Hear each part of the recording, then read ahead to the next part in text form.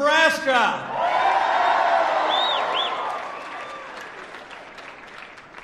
Governor, thank you so much for those great words and your great leadership here in Iowa. It is great to be back in Council Bluffs. I spoke here at the Mid-America Center in August of 2016.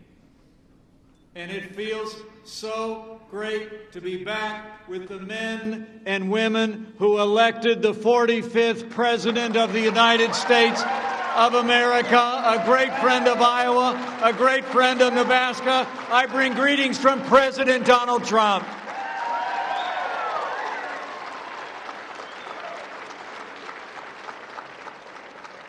And I'm here today because we want to talk about the progress that we've made together, where we put America first, and where this president, with the strong leadership and support in the Congress, has passed tax cuts that are putting American works and American workers and American companies first once again.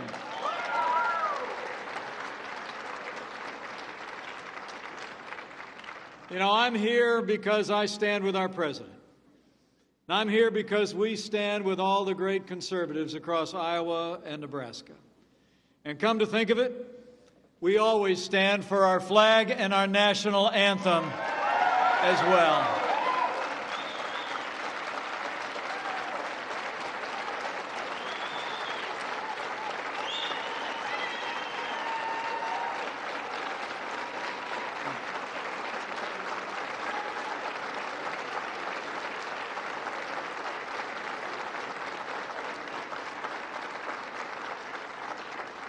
So let me say thanks again.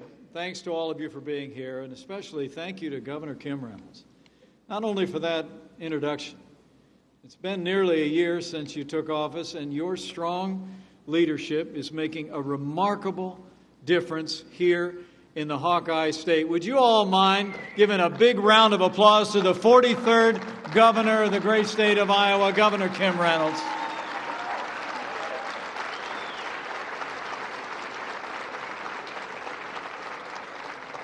And while he's not here today, he's in federal service on the other side of the world. I want to thank the people of Iowa for letting us steal the longest-serving governor in American history, and now the ambassador for the United States of America to China. Let's hear it for Ambassador Terry Branstad, who's standing strong for America.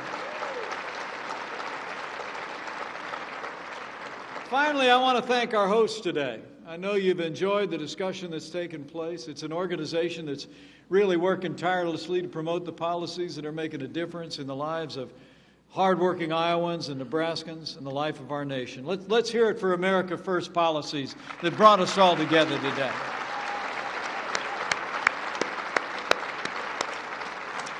You know, it is a special honor to be back in Iowa. You know, if President Trump were here with us today, I have a feeling he'd tell you exactly what he said the last time he was here. Iowa is, in his words, incredible, beautiful, and a great state, and he'd say Nebraska is a great place too. That's just how he put it. And I'm really here today on the President's behalf. I saw him this morning, and he said, give them all my best. I'm here to say thank you. Thank you to Iowa and Nebraska for everything you've done to stand with our administration. Because of your support, your hard work in 2016 and in every day since, in the last year, it's been a year of action. It's been a year of results. It's been a year of promises made and promises kept. I mean, think about it.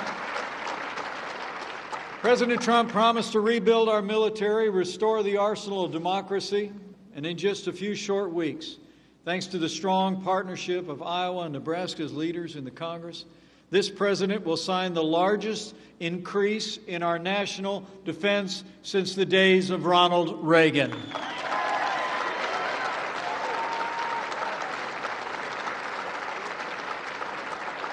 President Trump also promised to stand with America's law enforcement, and I'm proud as we see so many great men and women wearing the uniform of law enforcement with us here today that under President Trump, we are once again giving the men and women who serve on the thin blue line the resources and the respect that they deserve. Would you show these police officers just how much we appreciate the job they do for us every day?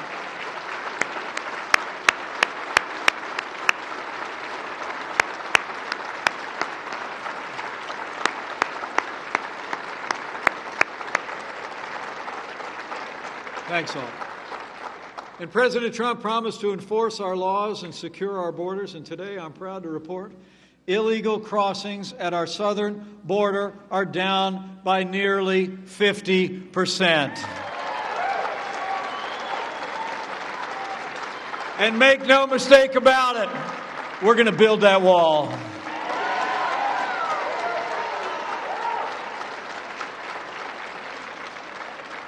Now, beyond our borders, the President promised to restore American leadership as well.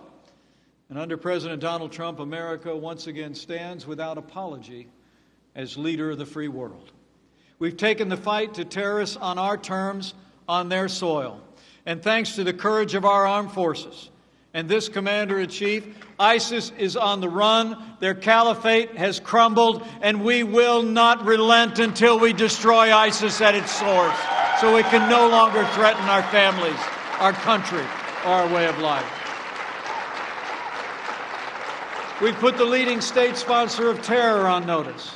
We will no longer tolerate Iran's destabilizing activities, and under this president, the United States of America has announced we will no longer certify the disastrous Iran nuclear deal.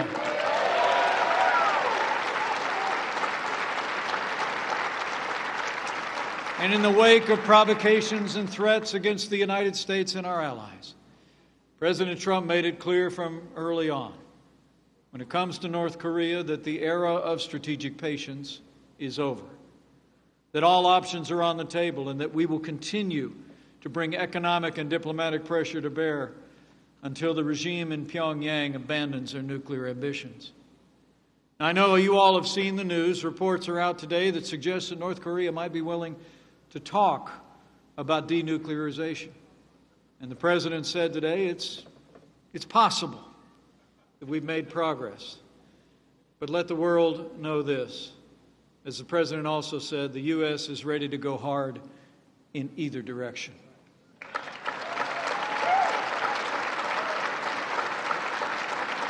And whichever direction talks with North Korea go, the United States and our allies, I can assure you, will continue to apply maximum pressure to the Kim regime until we see North Korea take credible and concrete steps towards denuclearization. We will remain firm in our resolve, and we will continue to stand strong until North Korea abandons their nuclear program once and for all.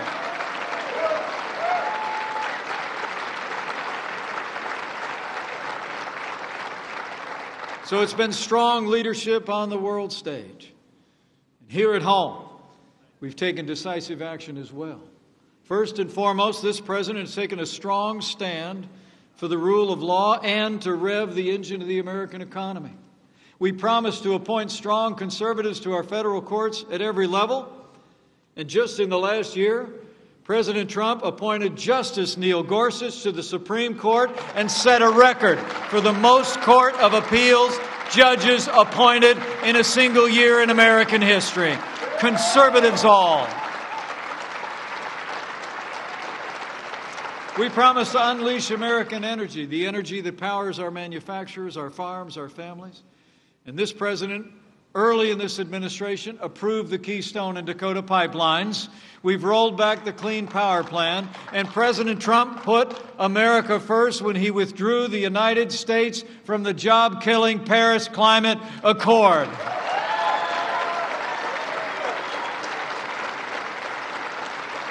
And we promised to roll back the heavy hand of government, and we've been busy doing that as well.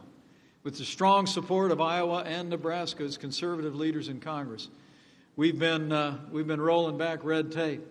like the day that President Trump eliminated the Waters of the United States rule. And so far, we've repealed 22 federal regulations for every new federal rule put on the books.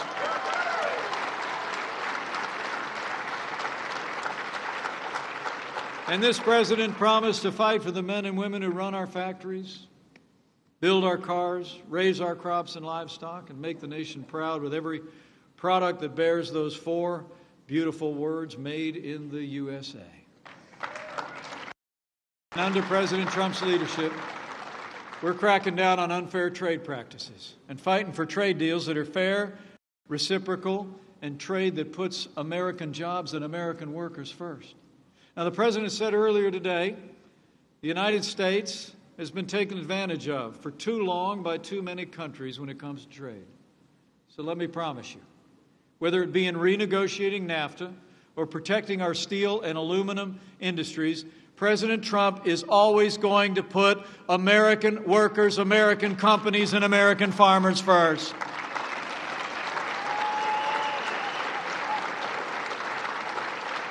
So it's been promises made and promises kept. But we're here today to talk particularly about one of those really big promises. President Trump promised over the course of the campaign that we'd cut taxes across the board for working families and job creators large and small. And just over 2 months ago, President Donald Trump signed the largest tax cuts and tax reform in American history. And our economy has taken off every day since.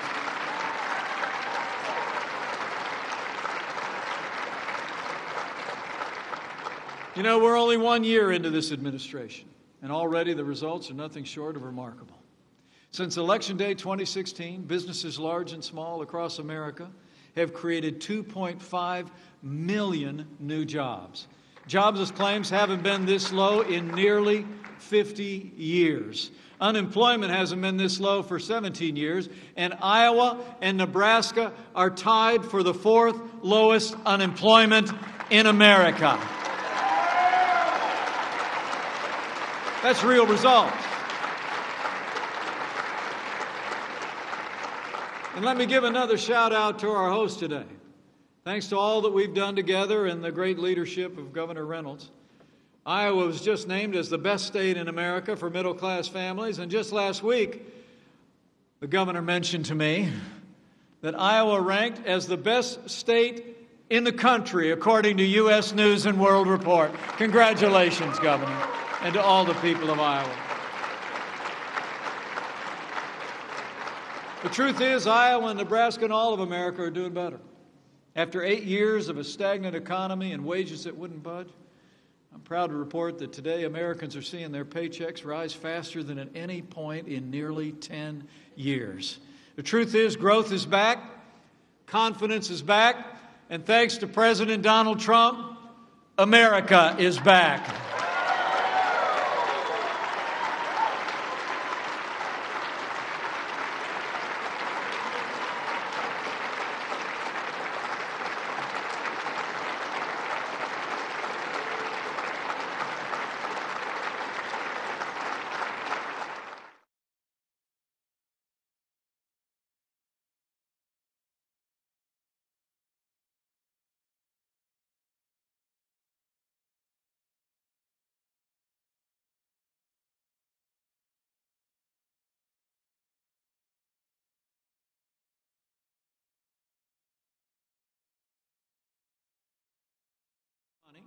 We cut taxes for American businesses and their employees so Iowa farmers and manufacturers can compete and win anywhere in the world.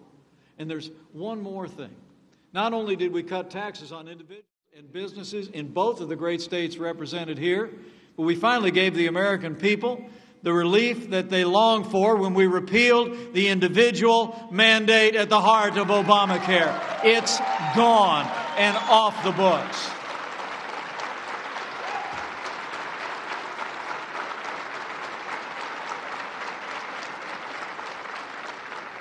I mean, these tax cuts you've been hearing about today, all told, about 90% of working families are going to see a tax cut reflected in their paycheck before this year is out.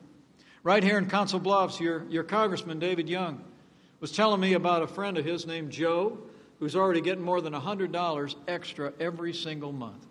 Money he's using to pay off his car a little bit early. And Joe's not alone.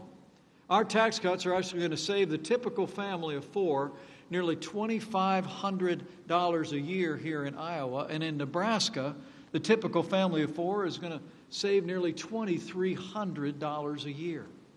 But you know, it's not just about lower taxes for working families. It's about bigger paychecks that come from businesses investing those tax savings in American jobs and American workers. Our tax cuts for businesses have given unprecedented opportunities to our employers to reward employees. In fact, we believe workers in Iowa and Nebraska can expect to see pay raises of more than $4,100 a year in the years ahead, and we're already on the way. I mean, the truth is, company after company on both sides of the Missouri have already announced plans to pay workers more, to hand out bonuses, to hire more people and open new locations. It's an incredibly exciting time. In fact, since President Trump signed these tax cuts into law, over 400 companies across the country have announced more than $480 billion in new investments. And as I stand before you today, 4.3 million Americans across the country have already gotten a raise or a bonus thanks to the Trump tax cuts. That's real results. Now, I'm sure you've heard that some on the other side of the aisle have a different view of tax cut bonuses. I actually heard that Nancy Pelosi, the leader of the Democrats in the Congress, actually described $1,000 in the pockets of millions of Americans as crumbs. Now, let me remind you all, I come from the Joseph A. Bank wing of the West Wing. You with me on that? Okay, thanks. I mean, if you're going to say $1,000 is crumbs at the end of the year, you live in a different world than Mrs. Pence and I have lived in all of our lives. I mean, back when our kids were little, another $1,000 in my pocket at the end of the year, we had a term for that. Christmas. Am I right?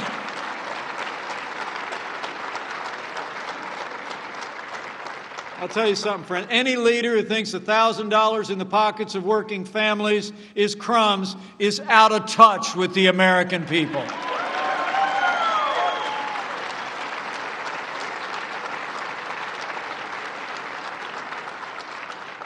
And I'll tell you what, I got to take this opportunity to just say thanks. Thanks to your leaders in Congress from both sides of the Missouri River.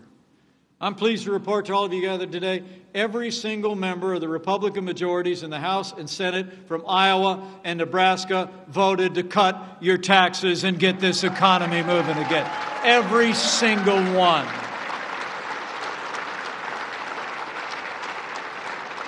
Iowa is represented by strong leaders in our nation's capital who are fighting tirelessly for hardworking men and women across this state and this nation. They're great friends of the President and mine, great patriots who've served with distinction. While they couldn't be here today because they're working in our nation's capital, I just want to mention a few of them to you just so you know how much we appreciate them.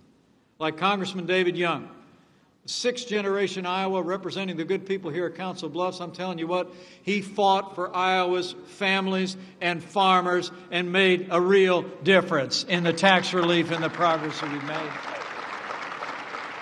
And then there's my friend Congressman Steve King, a principled conservative who is fighting for American jobs every day. And I also want to thank Congressman Rod Blum, who's been working to hold government accountable. He's been bringing that business acumen, and the tax cuts we passed are a credit to Congressman Rod Blum, and I came here to say thanks to him as well. And to all the Nebraskans who are with us today, Congressman Don Bacon has devoted his whole life to serving this country. Think about it. He wore the uniform of the United States for nearly 30 years as an airman in the U.S. Air Force, and now he's serving the great city of Omaha. Let's give General Don Bacon one more round of applause for doing such a great job fighting for Nebraska's family. These are great leaders. These are great leaders, and even though they couldn't be here with us today, I wanted you just to know how much President Trump and I appreciate the strong stand that they've taken for each and every one of you and for our agenda. So we've made great progress, but the truth is we still have more work to do. And we're going to keep working with all these great leaders in Congress to keep America moving forward. I mean, we've got a busy agenda this year alone. In case you didn't notice it, you elected a builder to be President of the United States of America, and President Trump is going to rebuild Iowa, rebuild Nebraska, and give us the best roads, best bridges, and best infrastructure for the best future we can have. We're going to continue to fight for trade deals that are free and reciprocal, that put American workers first. And we're going to fix a broken immigration system, as the President said, with policies that focus on the best interests of American workers and families. And folks, President Trump and I are going to keep making good on the promises that we made to the people of Iowa and Nebraska. But the most important work, I promise you, in the days ahead won't take place in the marbled halls of Washington, D.C. The truth is, as you all already know, the progress we've made as a nation is a result of the American people making a decision that they could elect a president, that they could elect leadership at every level to turn this country around and head us back in the direction of greater security and greater prosperity. It's communities just like this one where we'll make the difference, where we'll keep building on the momentum that even one leader I spoke to around the world earlier today commended me from the other side of the world, the progress in our economy and our security. The truth is, the President and I know the American people are and have always been the beating heart of this nation. You make the biggest difference every day, in the big ways and in small ways. You make a difference when a mom or a dad is sitting down with one of their kids at a kitchen table helping with the homework. You see it in America's farmers and manufacturers whose faces may show weariness, but they also show the pride of an honest day's work and honest day's pay. You see it in neighbors helping neighbors, particularly in times of challenge and heartache. You know, in the last year, I've had some great privileges as your vice president to travel around this country and a little bit around the world representing the United States, and it's been my great honor. Sometimes people ask me what's been most inspiring that I've seen. And I can tell you, it's been seeing the way Americans come alongside other Americans in times of hardship and trial that has inspired me the most. You've seen it here in Council Bluffs as well.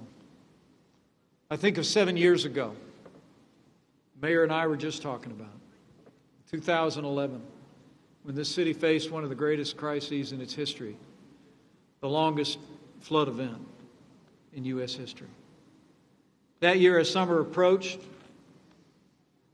the American people watched as the mighty Missouri River began to rise, swollen by heavy snowmelt and excessive rains. On June 1st, the river reached flood levels, and the waters would not subside for 101 days. All told, enough water flowed past this city to cover all of Iowa and half of Nebraska, a foot deep. But in the midst of this ordeal, the people of Council Bluffs and the people of this region came together, stood strong. I want to tell you that your courage, your generosity, and your grit not only spared this great city from the worst, but you inspired the nation by your example. I mean, we saw this city step up. City employees worked up to 80 hours a week to keep the water at bay. Thousands of Iowans and Nebraskans volunteered to do their part too. In fact, on one occasion, I'm told, when the situation looked grim, just over 1,100 people joined together to fill more than 250,000 sandbags in a span of just 6 hours. The flood, we all know, did significant damage, but the people of this city prevented a catastrophe. And as I stand before you today, let me just congratulate you on your resilience and your strength and the way the people of Council Bluffs faced adversity and faced it together. Give yourselves a round of applause. I mean, what was evident there in that moment, what the President and I saw in the wake of hurricanes earlier this year, what the President and I have seen in the wake of tragic circumstances, is the character and the spirit of the American people. And when things are hardest, it seems like the heart of the American people is largest. All of our differences wash away, and we come alongside and help, just like you all did 7 years ago. The truth is, this city is synonymous with the American spirit from that moment, and I truly believe it's that spirit that now is restoring our country from coast to coast, filling our people with unprecedented optimism and hope and a renewed sense. Again, the best days are ahead of us. So as I close, let me encourage each and every one of you.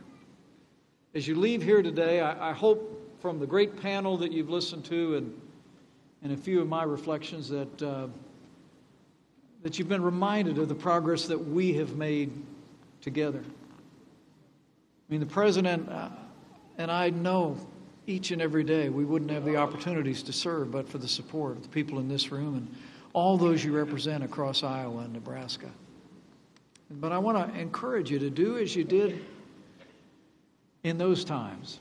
Do as you've done in the last year, and that is go out and tell the story. I mean, find a neighbor and a friend, somebody at work or at your place of worship, or stop outside the grocery store or the CVS and say, you know, I ran into Mike the other day, and he was talking to me about all the progress we've made in the last year. How we've made this country more secure, how we're rebuilding our military, how we're standing with our allies and standing up to our enemies again on the world stage, how we're giving our soldiers, sailors, airmen, Marines, and Coast Guard the resources and training and support that they need once again, and how we're rebuilding this economy by letting the American people keep more of what they earn, getting government out of the way. Go tell somebody that. Because they're sure as heck not hearing it on most of your local cable television stations. Am I right? I mean, go tell somebody. Go tell somebody that you know who trusts you and say, you know, I just went to this thing, Council Bluffs, and I heard them talking about all this, and they're right. We're making great progress as a nation, but we're really just getting started. But to keep that momentum going, we've all got to stay engaged as Americans. Tell them everything that we've accomplished together and the difference that it's making in the lives of working families, small businesses, and family farmers. Tell them we cut their taxes so they can keep more of what they earn. Tell them we're restoring American strength at home and abroad so they and their families can sleep easier at night. Tell them we're putting Washington back to work for them, not the other way around. Tell them that under President Donald Trump, the forgotten men and women of America are forgotten no more. Just go tell them.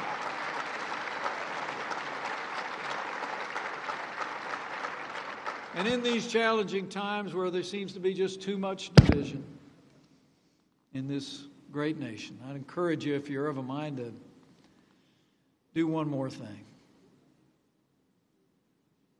If you've made it your practice to draw on that wellspring of American strength that has ever watered the character and the roots of this nation, I encourage you to bow the head and bend the knee and pray for America.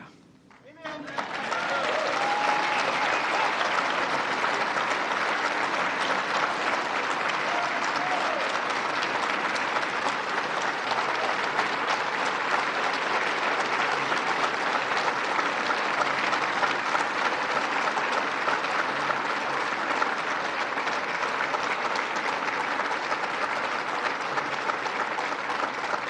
Pray for all those that serve this country at home and abroad. Pray for all those that wear the uniform, whether it be the uniform of our armed forces or the uniform of law enforcement. And I just thank you for your prayers for all of us that have the opportunity to serve this country in positions of leadership, that we can continue to find a way forward, continue to build on the strength of this country, continue to solve the intractable problems that face us. And when you pray, pray with confidence, because I truly do believe in those ancient words written millennia ago are still true today, words that Americans have clung to throughout our history, that if His people who are called by His name will humble themselves and pray, He'll do like He's always done. He'll hear from heaven, and He'll heal this land, this one nation, under God, indivisible, with liberty and justice for all. So pray for America, because America matters.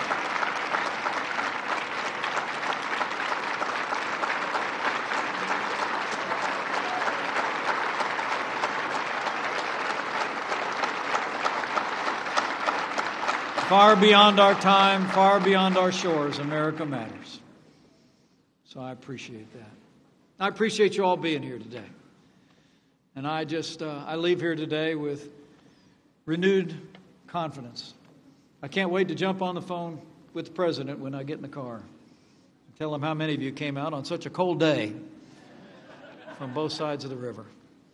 But I leave here with more confidence than ever that with the continued strong support and voice of the people of Iowa and Nebraska, with President Donald Trump in the White House, with all the great leadership we have representing us in both of these states, in Washington and in your state capital, and with God's help, I know in my heart we will make America safe again.